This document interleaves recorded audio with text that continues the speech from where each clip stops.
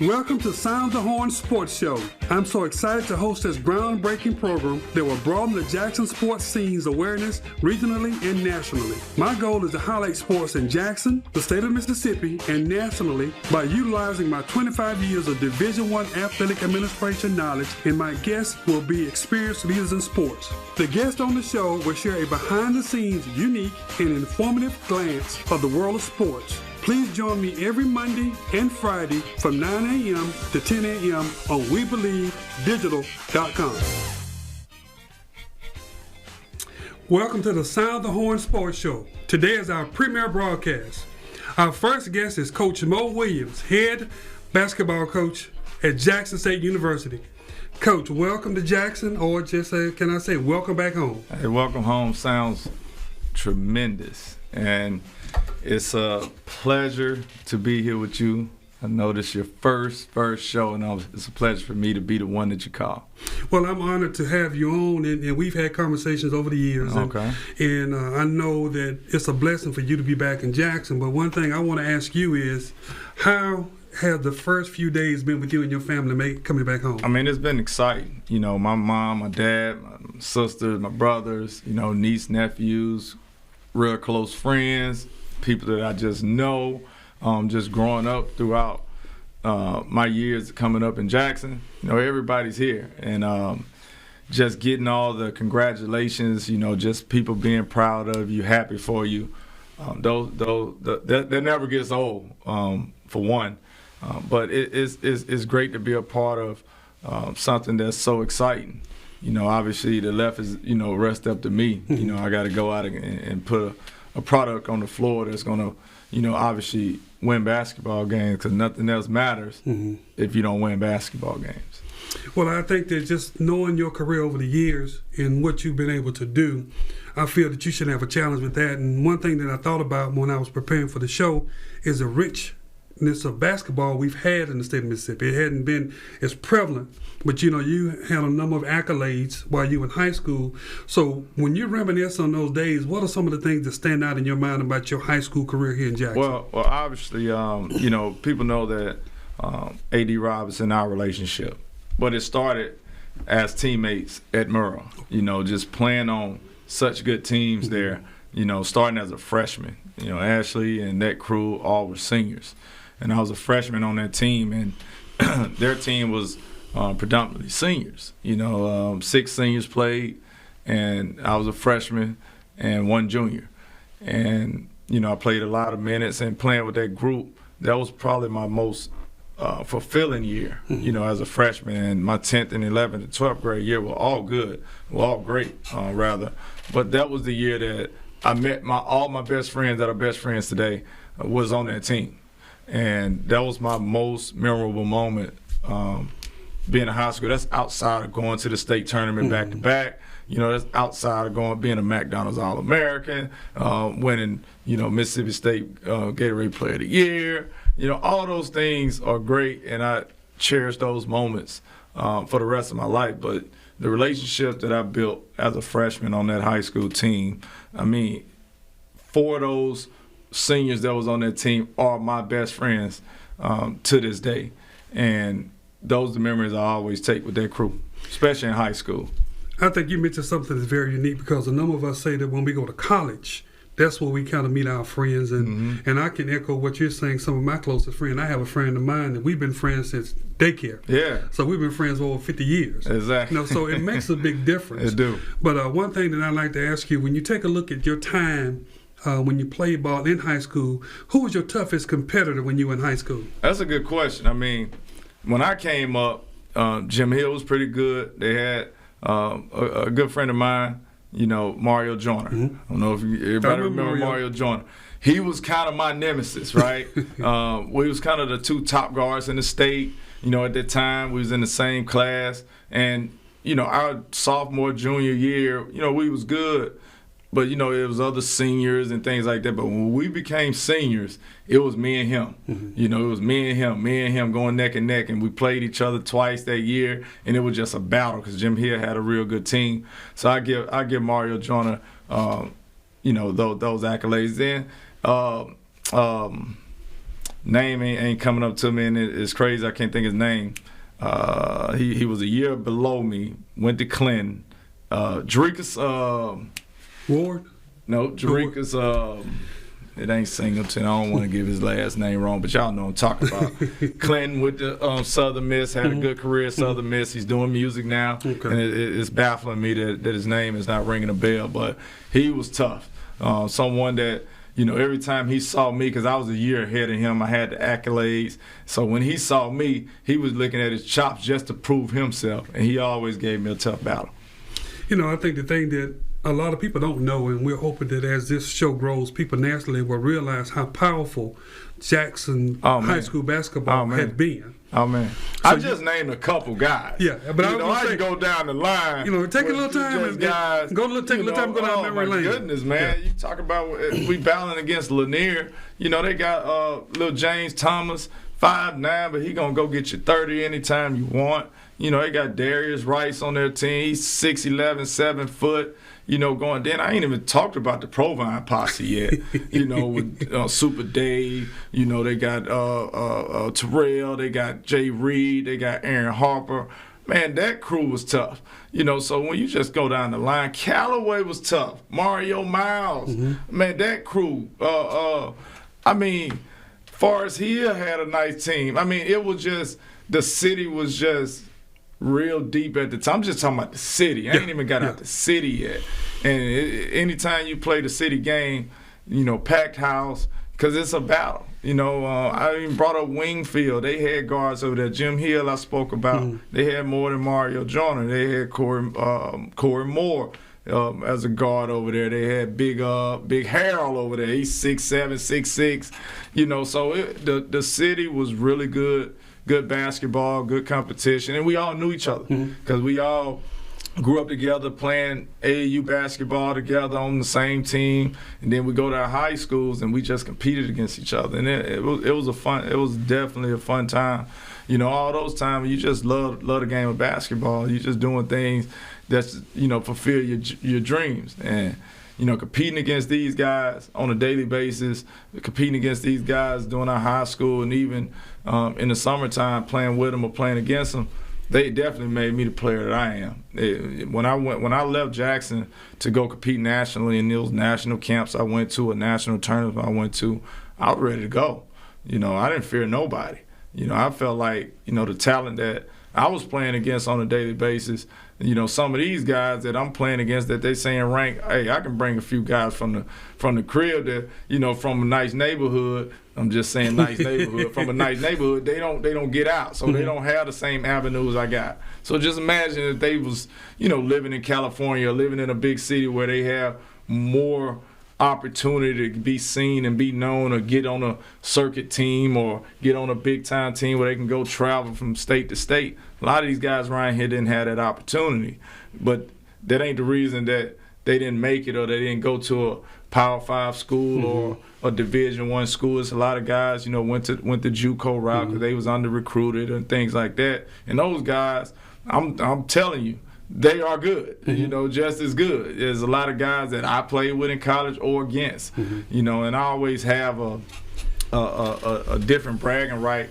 especially when I was in college, when I was in the pros. I always big up Mississippi. Like, man, listen, we got talent. We got per capita, per person. Oh, we the best. Y'all got 6 million people, to choose from. We don't have that many. And the track record that we've shown, with guys, we just take Mississippi as a whole. You talking about myself, you talking about a Monte Ellis, you talking about an Al Jefferson, you talking about all the Travis Outlaw. I can go down the line, Malik Newman, like all these guys that, really, really took their level of play to another level, especially coming out of Mississippi. Well, I like that you mentioned those names because a lot of times people don't realize at that time some of the best basketball in the world was played here. Absolutely. And there were so many people that you had leaving high school going to the pros. And I think it prepared a number of those players to have longevity as well in the pros. And you made me think about something. It resonated with me. I grew up in a small town in South Georgia. And I didn't get any looks until I went to, at that time, what was called BC camp. Mm-hmm. If I wouldn't have gone, nobody would have known about me. So I understand what you're saying about the number of people that are here that go unseen. Exactly. And it's a blessing to be in that era where you can have that opportunity to be seen. Mm-hmm. So you brought up something that I was going to ask you about. When you take a look at choosing Alabama, how was that recruiting process, and then why Alabama? And that's a great question, because that's the trajectory of how I was recruited is totally different now. Mm-hmm. You know, social media is a big influence. You know, obviously just with the notoriety, and I think that was the biggest knock on, you know, our level. Right? Mm-hmm. We weren't getting the notoriety. So a kid wants to be seen. They want to be on TV. They want to get the publishing in the paper. They want to get all those accolades, all those things that's coming to them. If they're going to bring their talents, they want talent coming back to them with the things that they can provide, right? Mm-hmm. And, you know, 20 years ago, 25 years ago, you know, the Jackson States, the Southerns, the, you know, North Carolina Centrals, it's hard for them to even put those guys in that sector, right? Mm-hmm. But those things has changed, you know, with social media and just with visibility. And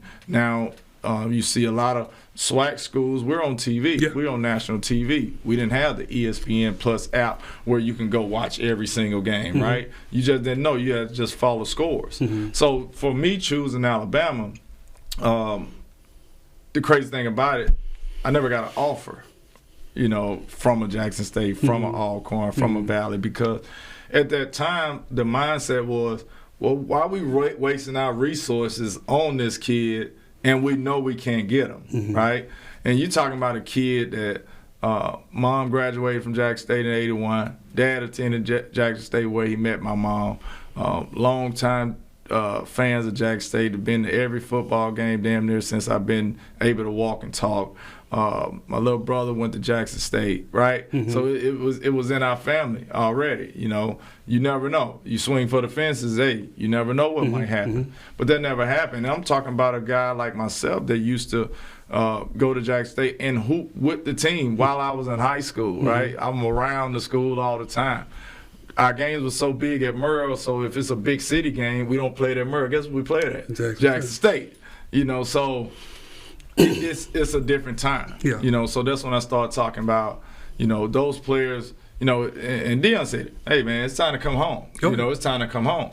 And saying that, all they're saying is we can do what you need, mm-hmm. right? You know, we're not in a situation where we can't do it, so we don't even want to waste our time or yours, mm-hmm. right? So, no, I'm recruiting you because I can offer you exactly what you're looking for.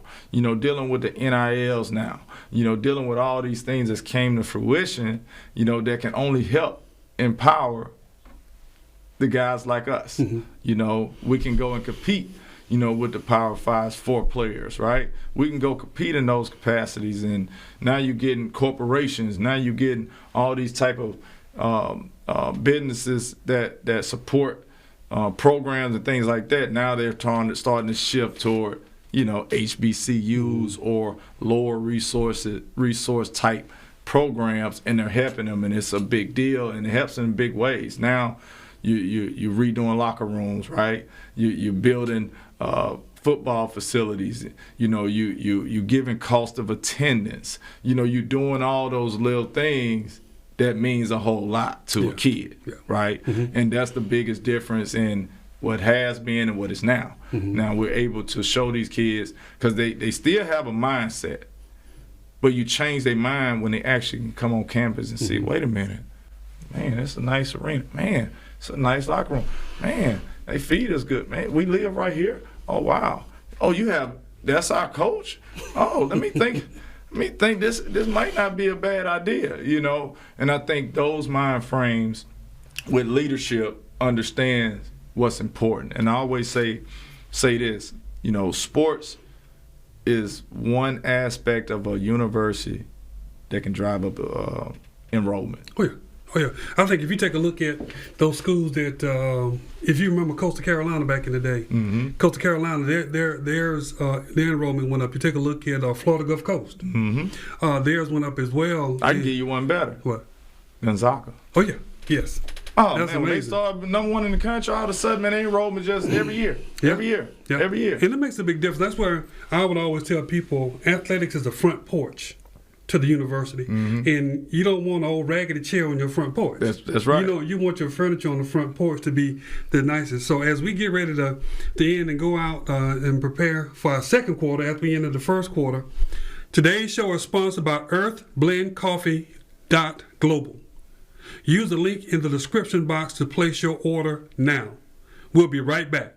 SocratesGarrettENT.com is a diversified firm specializing in recycled aggregates and crushed concrete. SocratesGarrettENT.com's recycled materials provide the construction industry with significant economic and environmental benefits by recycling clean concrete rubble into M.Dot grade rock materials. Recycled aggregates and crushed concrete can be applied to driveways, road construction, bank protection, parking lots, general bulk fills, and more. By using SocratesGarrettENT.com's crushed concrete products, anyone from homeowners to general contractors can help reduce landfilled concrete waste, conserve natural resources, and gain significant economic savings on materials and disposal costs. For more information, please call 601-896-0084 or visit us online at SocratesGarrettENT.com. Advertise on WeBelieve.global, a brand new digital media platform. Share your brand with our audience on our many global live stream TV broadcasts and over the radio. For more info, visit WeBelieve.global or call 800-492-5186, option 1. Welcome back to the second quarter as we visit with the new Jackson State men's basketball coach, Coach Mo Williams. I want to kind of continue the conversation about your transition over to Alabama from leaving Jackson. Then also we're going to talk a little bit about your time at Alabama as well. So who was your head coach when you played at Alabama? Mark Godfrey. Mark Godfrey. Can you believe I played against Mark Godfrey? Did you? I played Mark Godfrey, Jim Farmer. Yeah, 87. You that 87, 88, 89. You somewhere around there. No, 82, 86. I came So you caught him at the beginning? Caught him at the beginning, yeah. Because he was 84 to 88. 88, and Farmer was 82 to 86. Tell me a little bit about your time there with Godfrey and how that Alabama experience was for you. I mean, it was great. You know, he recruited me hard. And I actually I committed to him my junior year in high school. So that's how much I felt comfortable with his recruiting process, on how he recruited me, things he told me, things that he said he was going to do for me as far as position he was going to put me in on the court, how I was going to play, how much I was going to play. Those things was told to me, and everything sounded good. Obviously, you never know until you get there. But the day I stepped on campus, and one thing, and I use this as I recruit, I never tell a player they're going to start. I don't care how good you are. He never told me I was going to start. He'd tell me, hey, I ain't going to tell you you're going to start. You know, you got to come and earn it. The first day of practice, I was starting.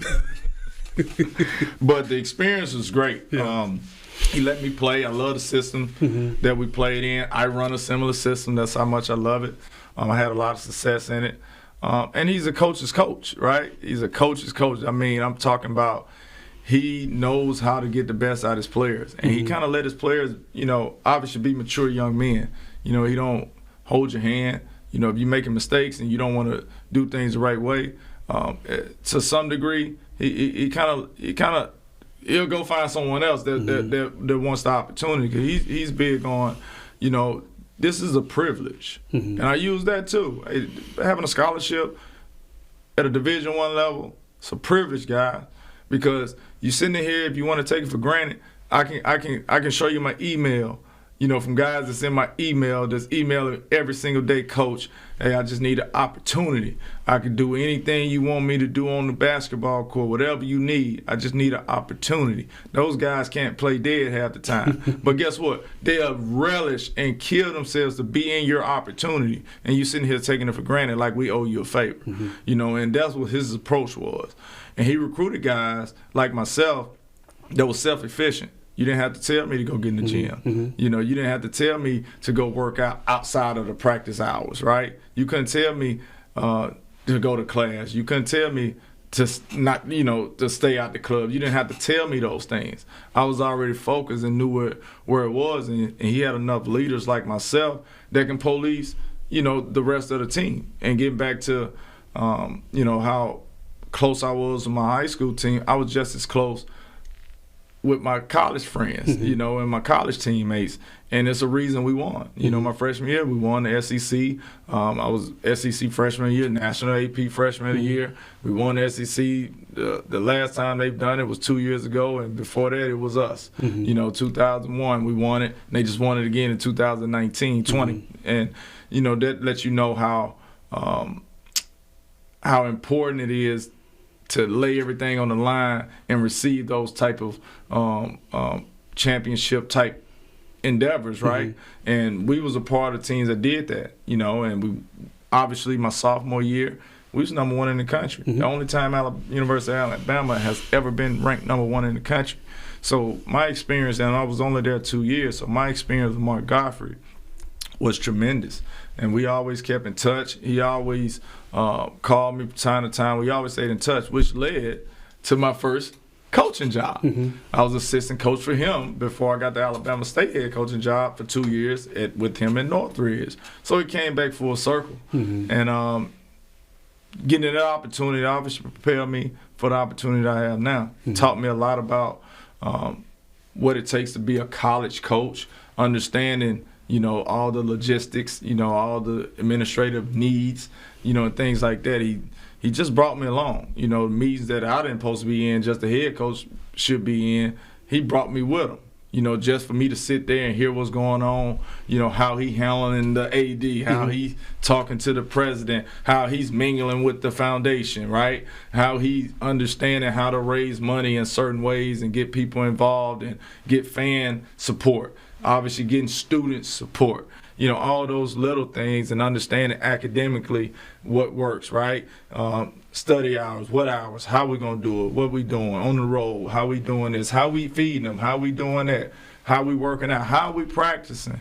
So the things he done for me outside of recruiting me, as a sophomore, freshman in high school, I mean, he's touched my life in different areas, where I can look back, when I'm 60, 70 years old and know that he's been a blessing to me just for the opportunities he's given me in my life as an 18-year-old, then coming back as a 35-year-old young adult that's trying to find his way, and what he want to do. And I wanted to get into coaching. And he gave me another avenue to get to another dream that I wanted to accomplish. The thing is amazing.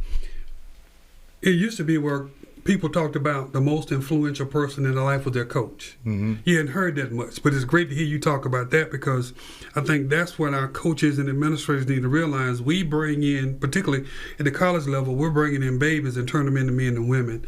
And it sounds like you had a great experience in Alabama, but having that experience, how did that prepare you for the pros? Well, it nothing prepares you for the pros. Let me make that clear. I'm going to say that again. Nothing prepares you for the pros, right? But the situation you're in, as far as the caliber of basketball I was playing, the way I was being played, and the opportunities I was given, that prepared me for the pros, because I had pressure on me. I had to perform. I was through in the fire as a freshman on a really good basketball team, and I had to be consistent every night. So in the pros, you have to be consistent, every night, right? Like I said, our coach don't hold our hand. So if you want to go out and do all the bad things and not be focused on what's important, one of my favorite quotes is, the most important thing always has to be the most important thing, right? So if it ain't the important thing, then you probably won't be a pro. And it ain't nothing he going to do to help you get a pro. You got to want to be a pro. He's going to put you in position to get everything you need to do get accomplished. So I think by him indirectly coaching style or how he treats his players, that prepared me, probably to answer your question, that probably prepared me to be a pro. Because when you're a pro, now you got to go work out on your own, right? You got to do things. You got to take care of your body. You got to eat good. It ain't nobody telling you what to do or setting it up for you. So those things I was able to do because I was drafted at 20, and I went to Utah. And yes, I went and traveled and played here and played there, but I've never been that far from home by myself. 20 years old, nobody moved me. No, my mom didn't move me. I didn't have 17 homeboys that moved with me. No, I didn't have that my rookie year. You know, first of all, I didn't have enough money to take care of that many people. You know, I'm still trying to find my way. I'm up in Utah by myself, right? And I had to figure out, you know, obviously how I'm going to live up to my dream. And I took the bull by the horns and did everything I was supposed to do. I stayed in the gym. I stayed out of trouble. You know, wasn't a big drinker, didn't do no smoke. Like, it was just a mindset. And I tell people all the time, a championship mindset is what I have, right? A championship mindset is what my team will have. And a championship mindset is not just about winning championship. And I'm going to rephrase it. It ain't about winning a championship, but it is, right? And the only way you win a championship, and you got to have a championship mindset. And if you have a championship mindset, guess what you're going to do? You're going to go to class. I don't have to worry about that. You got a championship mindset. You want to be a champ in everything you do. I don't have to worry about you going to study hall because you got a championship mindset. You know what's important, right? I don't have to worry about when the ball on the floor and it's you and me. That's my ball. I'm getting that ball. That's a championship mindset, right? Somebody driving in the lane and I got to step over and take a charge. I'm going to take that charge because I have a championship mindset. Because I want to be the best at what I want to do, right? And if you have a championship mindset, not only do that prepare you to go win a championship in the game of basketball, but you become a championship in the game of life because you have a championship mindset. Now you become a better husband. Now you become a better father, right? Now you become a better mentor to the youth that's coming up because you have a championship mindset. You want to do everything the right way and the best, right? You're not going to take shortcuts. You cannot become a champion by taking shortcuts. You can't become a champion by taking days off. So most important thing is having a championship mindset because if you have a championship mindset, at the end of the day, you will be a champion. Well, Coach, I tell you one thing, it's just so pitiful I don't have any more eligibility left because I think what I'm listening to is a great recruiting message that you can share with your team and the recruits that you go after. In your mind, what is your first 90 days going to look like as you get started? Well, obviously, I'm from here. This home. So, obviously, from the door, reacclimate myself with everybody I know. Getting them involved in the fold, right? Hey, this is what we want you supporting. We want you here. Got people that supporting, people that wasn't, that just support me. We all support one cause. On campus, obviously, just getting to know, put my hands on everybody, understanding that, getting the recruiting calendar together, understanding what's important with the guys I have coming back, making sure that I'm getting them, I'm touching them, and understanding. My staff is most important, which that is developing. They're coming in, in a few days or a month or two. Like all that's in place. But the most important thing is just putting a plan together and understanding where we're going to be, who we want, how we want to pursue it, right? We want to make sure everything's in place as far as what we want to do for kids. You know, cost of attendance is big, right? You know, giving them the experience of not the basketball part, just the experience of school. You know, and that's one thing I can say when I went to college.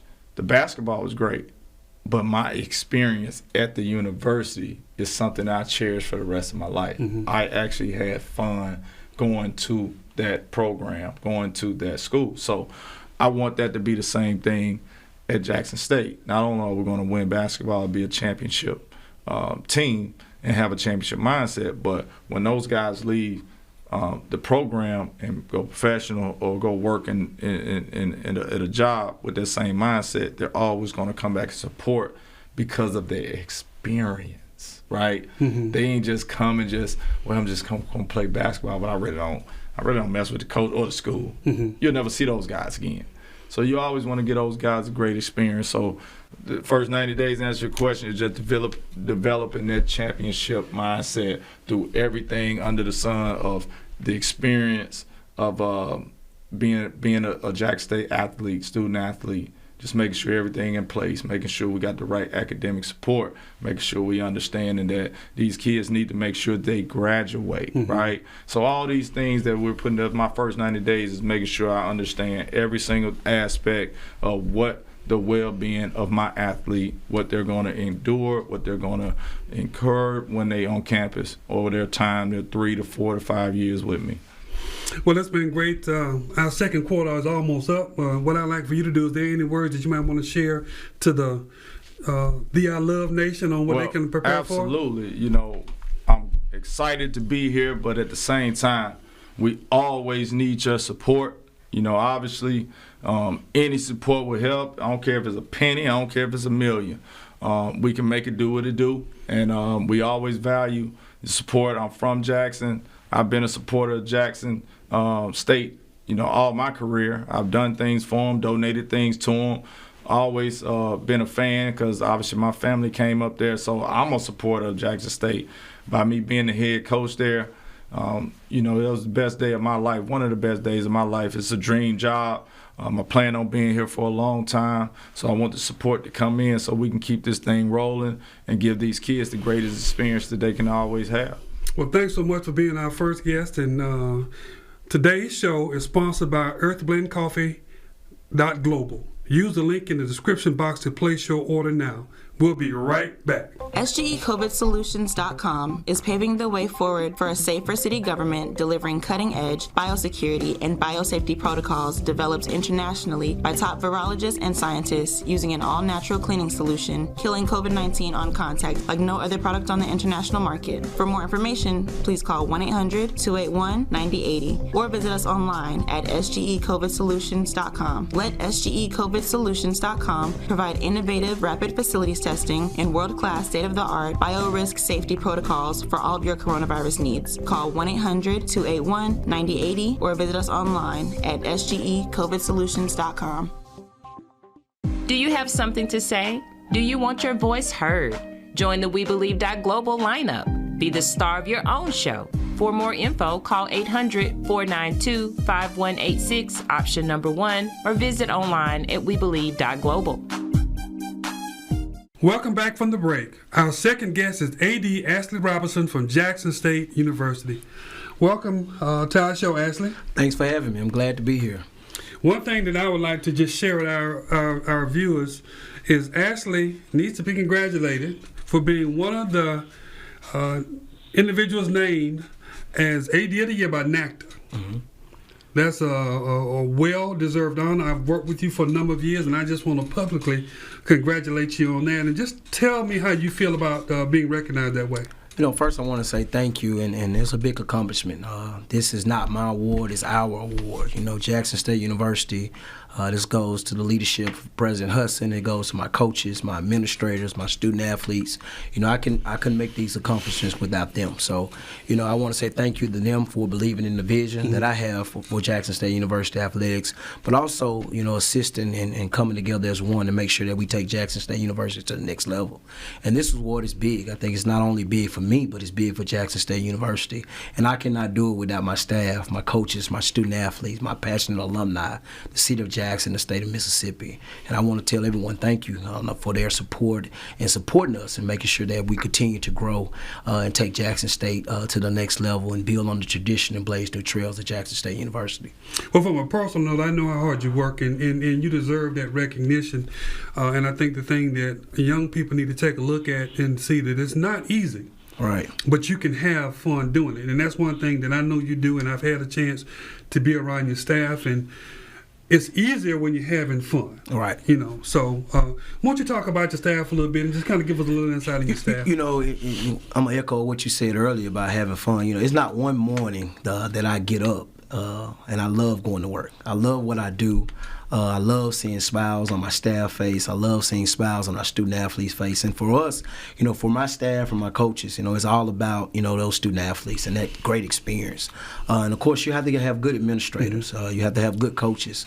And my administrators, under my watch, you know, our goal is to support our coaches and our student athletes and give them what they need to be successful. You know, my assistant vice president, Elise Wells-Gilbert, she runs my day-to-day. I mean, she handles all my day-to-day operations along with my associate ADs, which I have 3 of those. Hakeem McCullen, which oversee compliance and academics. Dr. Stott, which does internal and external operations, and then Dwayne Lewis, who's over PR and sports media. And those are my executive staff, along with a host of directors that they have, to make sure that the day-to-day process works. Strength and conditioning, sports medicine, equipment managers, all those areas, nutrition, all those areas are very, very important in being successful when you're talking about the day-to-day and support of the student athlete and the welfare of the student athlete. And staffing is important. Yeah. You have to have a great administration. You have to have a great team.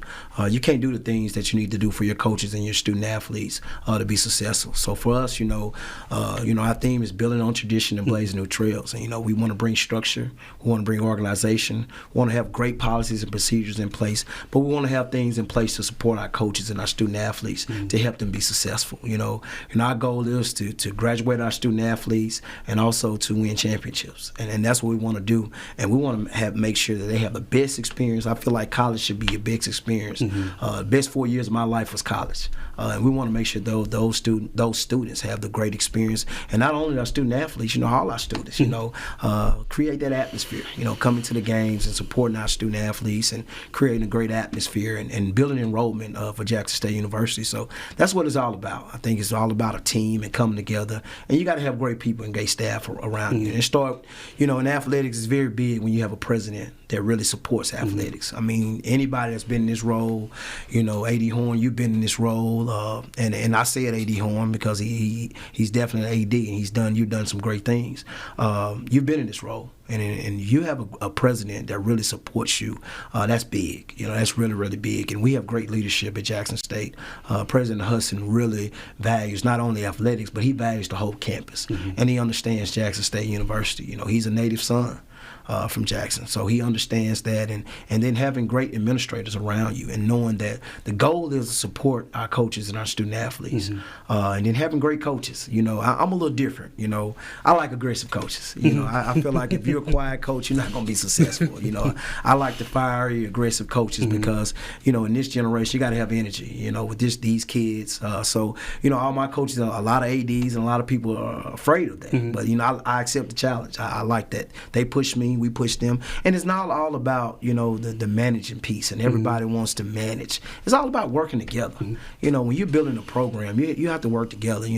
One of my mentors from Arkansas, Hunter Utachek, he always tell me we're servants. We're servants for our coaches and our student athletes. And if you don't have that type of attitude, you won't be successful in this business. And I tell people that all the time. When your coaches are successful and your student athletes are successful, the institution is successful. Jackson State is successful. Jackson State is on the national stage. So for me, my goal is coming in here and then coming back home. Bringing the experience back home. When you turn the TV on, I want to see Jackson State University. When you turn the radio on, I want to hear about Jackson State University. And when you definitely open that Clarion Ledger, if you're from Jackson newspaper, I want to see Jackson State University, and that's the goal. That's the goal, and we're definitely headed in that direction. But it's exciting. It's exciting to see the things that we've done. It's exciting to see what we've done since 2018. And I have great administrators. And you're talking about staff. I mean, you can't do the job of AD. I tell people, if you're AD and you're in the office and you're doing day-to-day stuff all day, I mean, you can't support your program. You're struggling. You got to have a good staff because you got to get out and you got to be doing some networking. You got to be meeting with sponsors. You got to be helping raising money. I just hired Mo Williams. He got a list of stuff that he wants. So I have to go out and support that and give him what he needs to be successful. Well, that's what I'm going to do. I'm going to give a little people because I wanted to bring in your high school time. Mo talked about a little bit. Right. I've known you for a while. Right. So when you talk about the fiery side, we're gonna go from Murrah to Valley. Then we're gonna come back to Jackson State. Right. So tell me about your time at Murrah. My time at Murrah, I had a really good story at Murrah. Coming in my 9th grade year, played at Murrah, and I come back my 10th grade year and I get cut. I'm told I'm too short to play, he had, another point guard before me, but that really motivated me, and I had parents to push me. I didn't have my mom and dad and say, "Oh, I'm about to call the coach," and I'm sitting there to see what's going on. My mom looked me in the eye. My dad, "Look, son, you got to work. If you got to show people who you are. Height don't mean anything." And that was one of my first first things as a person, growing up, 19th grade, and everyone looks at you and you the littlest man, even happened in junior high, you the littlest man out there, and it's like no way. So that 10th grade year, I worked really, really hard. I came back my 11th grade year and made the team. Didn't start but played. And to be honest, I really only played one full year of high school basketball. And came my 12th grade year, and played 40 minutes, knocked it out the box, and it was those work ethics that's really saying. And from those players from 11th grade to 12th grade, it only was a couple that got D1 offers. Most of those players that was before me, they either went, NAIA or they went junior college. And, I was able to have a career at when someone told me, there's no way that you ever play basketball on the next level. And then in that 12th grade, we was probably 22-5, 22-6. Didn't win a championship that year, and we in the 12th grade, and we got this little joker from the 9th grade, Mo Williams, come up. Everybody talking about Maurice Williams, and I saw him play one time, and I was a leader, and he was on the 9th grade team, and I begged our coach. Coach put him on our team. I want to say maybe second half of the season. And if Mo would have been on that team from the beginning, we probably would have won a championship that year because we was one guard down. And by the time he got in and got the chemistry, I think we lost to Runner Dupree at the time. I think it was, who did he play for? Down on the coast here. I'll never forget, it was district. We played them at Forest Hill, and Mo came in and gave us a big spark. And if he would have played that whole year, there's no doubt we'd have won a championship. And you come back, years after that, and you see the things that he's done and the type of player that he was. I mean, you're talking about one of those guards. Not only, you look at young talent, but Mo was a sport basketball player. I mean, he knew basketball. He everything about him, just his instinct of what he was doing. He's always at the right place at the right time. He know how to put you in position. He just did everything right. And when you saw him in 9th grade, we got to have him on our team. We definitely got to have him. So, playing with him and we grew together and we became best friends and we started from 9th grade and I went on to Valley and another story about us, he went to Alabama and I went to Valley. His freshman year, we had an opportunity to play in the Garden Classic together. Okay. Came down, and my teammate D. Jamel Jackson and our coach got into the class, and we able to play. We was able to play against each other, and I'll never forget those times. Those were great times that we had, and we was able to fellowship, and it's good to always play against your high school teammate. But we've been close ever since, and we've stayed in contact. And Mo has always been that smart point guard. You knew he was going to be a coach. You just knew he was going to be a great basketball player. He always had a chip on his shoulder. But one thing that a lot of these young kids, everybody wants to go to the NBA. Everybody wants to graduate and make $100,000. But everybody don't want to get up 4 or 5 in the morning and do what they got to do to get there.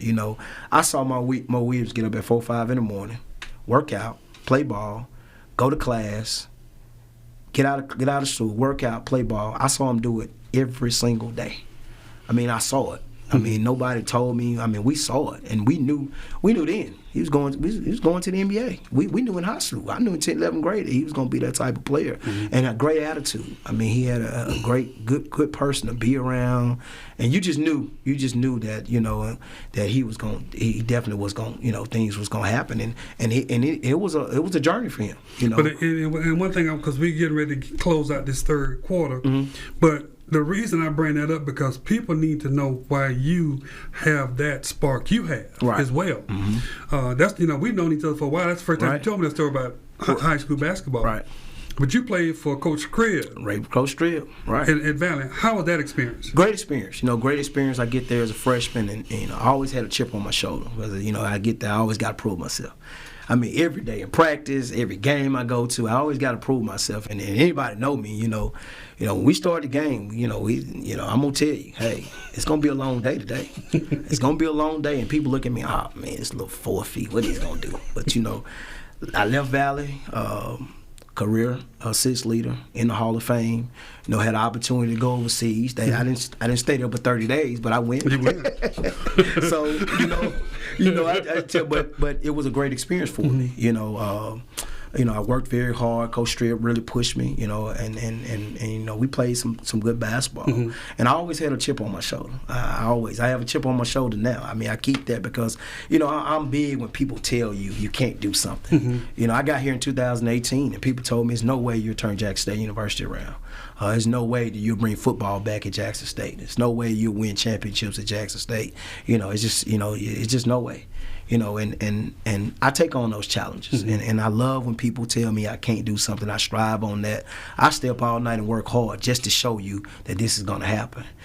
So even with the award today, I'm sitting in my office after we get out of cabinet, and I comes across my email, and it's like, this is an award that I look at every year, and none of our names are never on there. Mm-hmm. You're talking about our conference. You never. You just award that you hope for. Mm-hmm. And you see your mentor on top. You see Hunter on there. FBS, and mm-hmm. then you go down to CDF there, and you're like, hold on, is this right?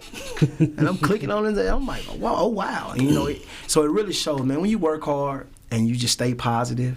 And you do the right things, and you got to have that drive. And I tell young people all the time, man, stay positive and continue to work hard and be loyal. We're not loyal to our superiors, and we're not loyal to our institutions. We're not loyal to our leaders, and I think that's big. And a lot of young people get off track when they're trying to, build their careers. And through my whole career, it's not one boss can ever say that I was unloyal to them. There's not one boss that would ever say, if they told me to do something, I did it. Even if I didn't want to do it, I did it. Well, we're heading into the break. Today's show is sponsored by EarthBlendCoffee.Global. Use the link in the description box to place your order now. We'll be right back. New Cannabis Premium Dispensary is providing community health and wellness through CBD and Delta-8. Both CBD and Delta-8 provide an array of health benefits, aiding in appetite, sleep, anxiety, depression, chronic pain, and more. New Cannabis Premium Dispensary provides a variety of CBD and Delta-8 products, including gummies, candies, pre-rolls, pain creams, isolate drops, cartridge pens, and so much more. To learn more about New Cannabis products or to place an order, please call or text 415-465-9292 or visit us online at newcannabis.com and follow us on Instagram at newcannabisjackson. Advertise on WeBelieve.Global, a brand new digital media platform. Share your brand with our audience on our many global live stream TV broadcasts and over the radio. For more info, visit WeBelieve.Global or call 800-492-5186, option 1. Welcome back to the fourth quarter, and we're going to close it out visiting with A.D. Robison. One thing that we were talking about your relationship with Coach Scribbling and how that has transitioned you into what you do. I've known you for a while, right? And I keep learning things as we move forward, but I appreciate your passion. And I think the thing that, if you don't mind telling that story, when I first met you and I came down to Valley, you can't use all the words I use, but try and paraphrase it. I started in the administration. I think this was maybe 2000, maybe 6 or 7. I think Coach. I never forget. Coach James Green was the head basketball coach, and I was working in compliance. And then young guy, I probably was 23, 24 years old, and we had they had put me over game day events. And First, I didn't know anything about game day events, so we getting ready to do game day events, and I called Mr. Horne, and he was at Ole Miss at the time, and I said, hey, he was teammates with James Green. I said, come down, and I want you to kind of look at my operation, kind of tell me, what I'm doing right, what I'm doing wrong, and I'm trying to do hospitality and refreshments, and he basically came down and told me like, this ain't gonna work. I mean, you got to do better, man. So he gave me a long list, and we started a great relationship. But I took that, and I took everything that he gave me. I never forget, he shot me an email the next day and explained gave me a checklist of everything. And that was my first learning lesson, is being in administration, athletics. And one thing he can tell you, I accepted it and I listened. And when we started a relationship then, and that was 2005, 2006, and we built on that, and we improved our game day environment and improved our courtside seating, and we did receptions for our courtside seating. He showed me a lot of things on how to operate, operational piece, and I thanked him. I always thanked him for that, and that was the first time we met, and I think from that day on, I mean, we stayed in contact and bounced stuff off each other. But that's the type of brotherhood, and that's the type of things that we as athletic administrators, and when you have young people that really want to get into business, the number one thing I want to tell people that want to that's young and want to be in administration, you got to accept constructive criticism, because I mean, Derek came in and told me everything that I had. I mean, he like, look, man, this is terrible. You can't do this. And I'm looking at him like, hey, this is all I got to work with. He's like, this ain't gonna work, So, and then he sent me a follow with an email, but I was very appreciative, and it really helped me grow. And that was, that's how we met. And from that day on, I mean, we continued to stay in contact. And, he was at Ole Miss at the time, and we followed up probably every other week, if not every week. And he really helped me, when it came to starting my career in athletic administration. Well, I think the thing that you've always had is that desire to do better, desire to make sure that you can be successful. And Coach Williams and I was talking about it earlier. He said he even feels that as he's coming in and transitioning in. And I think when your staff can be that way, when everybody from the AD down to the secretary that answers everybody's call has the same mindset, you'll be successful. And I've seen that change. I've been in this state since 1982. And to take a look at the leadership at Jackson State and to see right now, you hit it right on the head. You and President Hudson are Jackson born and Jackson bred. So you understand what Jackson needs. And that's what's, I think to me, that's what's key. And you keep that synergy along with some of the other pieces that you're bringing in is going to remain successful. Now, one question I used to get a lot, and I want to hear from your perspective. A lot of people don't really understand the differences in those budgets between the FCS and the FBS, and then also how hard it is for an AD and the FCS to be successful. So maybe take a few minutes just to kind of break that down and kind of share that with them. Well, it's a your FBS football bowl subdivision, and it is what it is when they say bowl subdivision. I mean, you win 6 or 7 games and you get invited to a bowl, and you'll be able to tap into some resources that the FCS cannot tap into. You're talking about the conferences. You're talking about a distribution from a SEC it's 40, 50 million, and you're talking about a distribution from a FCS. It's not even 80% of that. But the difference piece is it's a big revenue driven. FBS is a big revenue. I mean, you're talking about from ticket sales. You're talking about from not just football, from basketball and baseball. You look at it, it's a big difference. And then people look at it. I tell people, I make this joke all the time. You have a lot of people that transition from FBS schools to FCS schools, and they'll come in and say, "Oh man, I raised so much money, man." I said, "Come on over here." And you're going to work to raise this money. It's going to be 7 days a week. You're going to have to really work hard to sell your program and build your program. And you got to bring some structure and organization, because people want to see that before they give. They want to see your alumni base. They want to see what your attendance is. They want to see your website. They want to see what your paradeal is. They want to come to practice and see how your team, your coaches are performing, how they practice, and how you run your program. What kind of structure? Do you follow up? Do you email? Do you follow up on emails? Do you respond? But I challenge. I tell people that all the time. It's easy. You can sit at a desk and raise money at the FBS school, but you sit at a desk at the FCS school and you just watch. You ain't working long. You're not at all. So it's a totally different ball game. But I love the challenge. These last 2 years has been really, really good. When you're talking about sitting down, meeting with sponsors, and people really want to support. And I always told people, now's the time. Now's the time. And one thing about A.D. Robison is nobody gonna ever say that he didn't ask.